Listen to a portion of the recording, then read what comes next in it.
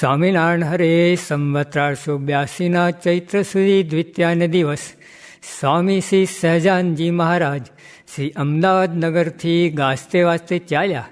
તે સાયંકાળે ગામ શ્રી અસલાલીએ પધાર્યા ને તે ગામથી ઉત્તરાદી દિશે આંબાવાડિયામાં ઉતર્યા ને ત્યાં મંચ ઉપર વિરાજમાન થયા ને સર્વે શ્વેત વસ્ત્ર ધારણ કર્યા હતા ને કંઠને વિશે સુંદર પુષ્પના હાર પહેર્યા હતા ને પાગને વિશે પુષ્પના તોરા લટકતા હતા ને પોતાના મુખારવિંદની આગળ મુનિ તથા દેશ દેશના હરિભક્તની સભા ભરાઈને બેઠી હતી. તે સમયે શ્રીજી મહારાજ મુક્તાન સ્વામી તથા બ્રહ્માંડ સમય આદિક સાધુ સર્વે પ્રત્યે એમ બોલ્યા છે, સર્વે સાંભળો, એક વાત કરવી છે. જે ભક્તને ભગવાનનું સ્વરૂપ જાણવાની વિશે કાંઈક ન્યૂનતા રહે છે તેને મોટી ખોટ આવે છે ને ભગવાન જે પુરુષોત્તમ, જેને શ્રી કૃષ્ણ કહીએ, જેને શ્રી વાસુદેવ કહીએ, જેને શ્રી નરનારાયણ કહીએ, જેને પરબ્રહ્મ કહીએ, જેને શ્રી નારાયણ કહીએ, તેનું યથાર્થ સુખ પણ આવતું નથી ને એકાંતિક ભક્ત થવાતું નથી. માટે એકાંતિક એવા જે ભગવાનના જ્ઞાની ભક્ત, તેમનો સમાગમ કરીને જ્ઞાનની દ્રઢતા કરવી.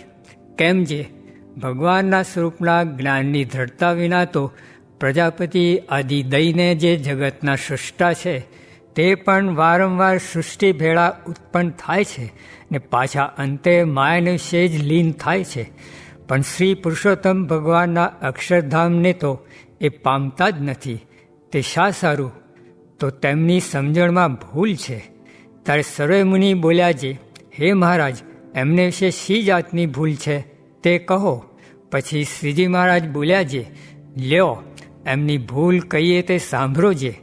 એક તો પોતાની મુક્તિ થવી તેને વિશે પોતાની ક્રિયાનું જ બળ સમજે છે, પણ ભગવાનના આશાનું બળ નથી સમજતા.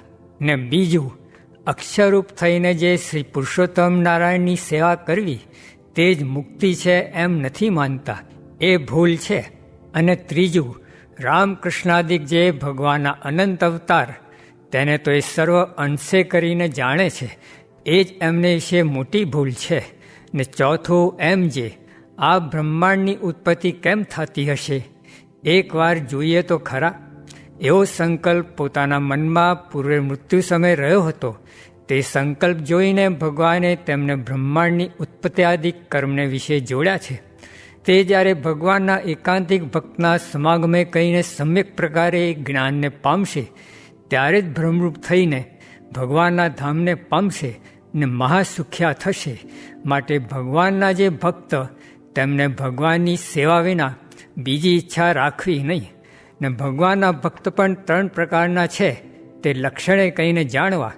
તેમાં જે ભગવાનને ભજીને વિશ્વની ઉત્પત્તિઆદિક સામર્થ્યને ઈચ્છે છે તે ભક્તને ઐશ્વર્યાર્થી જાણવો ને કનિષ્ઠ જાણવો. ને જે કેવળ આત્માના સ્વરૂપને જાણવાને અર્થે ભગવાનને ભજે તેને કૈવલ્યાર્થી જાણવો ને તે ભક્તને મધ્યમ જાણવો. ને ત્રીજો, જે પ્રત્યક્ષ પુરુષોત્તમ ભગવાનની નિરંતર અનન્યપણે કહીને સેવાને વિશે નિષ્ઠા રાખે છે તેને ભગવાન નિષ્ઠાર્થી જાણવો ને તે ભક્તને સર્વ થકી ઉત્તમ જાણવો. માટે આપણ તો સર્વે પ્રગટ પ્રમાણ શ્રી નરનારાયણ તેની નિષ્ઠાવાળા છીએ, માટે ઉત્તમ છીએ, એમાં કાંઈ સંશય નથી. એવી રીતે શ્રીજી મહારાજના વચન સાંભળીને સર્વ પરમ આનંદને પામતા હવા. ઇતિ વચનામૃતમ. એવી રીતે અસલાલી પ્રકરણનું વચનામત જે તે થયું. આવા સાધુને મનમાં સંભાળીએ તો મનના પાપ બળી જાય, ને વાતું સાંભળીએ તો કાનના પાપ બળી જાય, ને દર્શન કરીએ તો આંખના પાપ બળી જાય, એમ મહિમા જાણવો. સ્વામિનારાયણ રે સ્વામીએ વાત કરી છે, સત્સંગ થાય તેને દુઃખ રહે નહીં. તે સત્સંગ તે શું? જે આત્મા ને પરમાત્મા એ બે જ છે. સ્વામિનારાયણ રે સ્વામીએ વાત કરી છે, પૂર્વનો સંસ્કાર એવું કહેવાય છે, તે પૂર્વનો સંસ્કાર તે પૂર્વજન્મનું કરેલું હોય તેને કહેવાય એમ ન સમજવું. ત્યારે પૂર્વ સંસ્કાર તે શું છે? આજ જે ક્રિયા કરીએ તે આવતીકાલે પૂર્વ કહેવાય એમ સમજવું. માટે આપણે મોટાનો સમાગમ થયો તે આજ આપણે ઘણું પૂર્વ થયું. સ્વામિનારાયણ હરે સ્વામીએ વાત કરી છે, એક મોટા હરિભક્ત હતા તેણે સ્વામીને બોલાવીને કહ્યું છે, ગાડીમાં આવો. ત્યારે સ્વામી ગાડીમાં બેઠા. પછી પ્રશ્ન પૂછ્યો છે, હૃદયમાં ટાઢું કેમ થાય? ત્યારે સ્વામી બોલ્યા છે, ટાઢું તો થાય જે જેમ ભગવાન સામું જોઈ રહીએ છીએ તેમ જ્યારે મોટા સાધુ સામું જોઈ રહીશું ત્યારે ટાઢું થશે. એમ કહીને વળી બોલ્યા છે, જેમ ગાયનું વાછરું હોય તે ગાયના શરીરમાં ગમે ત્યાં થબડકા મારે પણ દૂધનું સુખ આવે નહીં. તે તો જ્યારે આંચળને વળગે ત્યારે જ દૂધનું સુખ આવે છે. તે તો દ્રષ્ટાંત છે.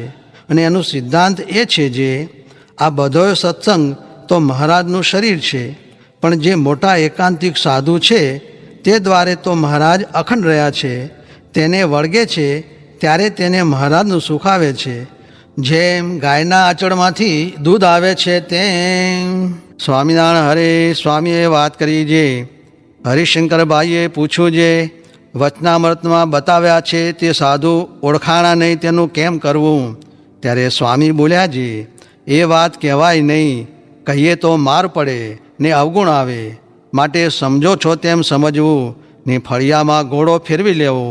તે શું છે?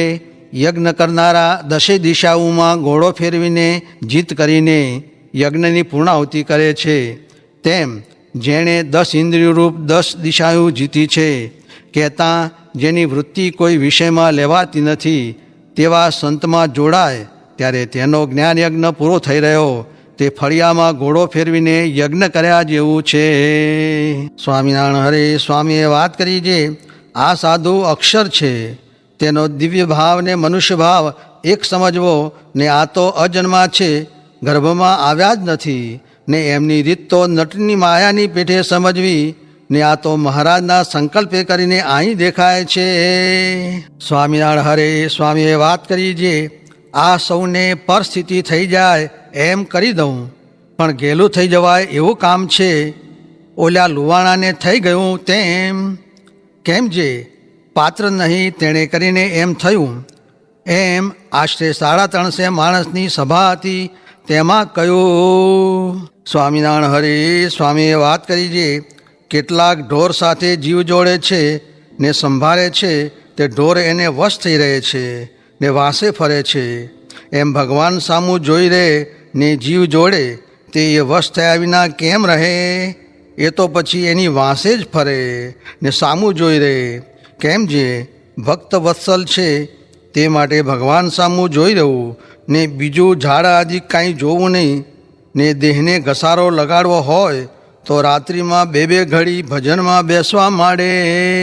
સ્વામિનારાયણ હરે સ્વામીએ વાત કરી છે, ઓહો ભાદરવે મહિને કાંઈ મેહ મોંઘા છે? તે આમ આવા સંત છે ત્યાં સુધી છે, પણ ત્યાં તો કોઈ સમાગમ કરતું નથી. ને પછી ગ્રહસ્થ ને ભેખધારી તે સર્વેને પશ્ચાતાપ થશે. માટે સમજણવાળા ને વગર સમજણવાળા એ બેને જે તે પ્રકારે ઉદ્યમ કરીને રોટલાનું કરતે કરતે આ સાધુ પાસે આવવું ને રોટલાનું કરવું ને વળી આવવું એમ કરી લેવું. ને જીવ બીજું તો કરે જ છે, તેમાં શું? કોટી કલ્પ સુધી તપ કરે પણ આ જોગ ન મળે. જે ઉપવાસ કરતા હશે તેને તપની ખબર પડતી હશે. એમ કહીને બ્રહ્મવિલાસનું અંગ બોલાવ્યું ને કહ્યું છે, આ જોગ બહુ દુર્લભ છે, જીવને શું ખબર પડે? એમ કહીને પોતાની ગોદડી દેખાડી અને કહ્યું છે, આ ગોદડી ઓઢીને બેસી રહીએ તે ચીંથરે વીટ્યા રતન છીએ. સ્વામિનારાયણ હરે સ્વામીએ વાત કરી છે, જુઓ ને આ બીજા મતવાદીઓએ વાડા કરીને જીવને ચડાવી દીધા છે તેવા થયા છે. ને કોઈ જાણે બીજા મત આગળ સારા હશે તે એ તો અમે વિચાર્યું છે. આ પાછલો દરવાજો બાળપણમાં સારો હશે, એ તો મૂળથી જ બગડેલો છે. એમ પ્રથમથી જ બગડેલા છે. માટે ઉદ્ધવ મત વિના કોઈમાં માલ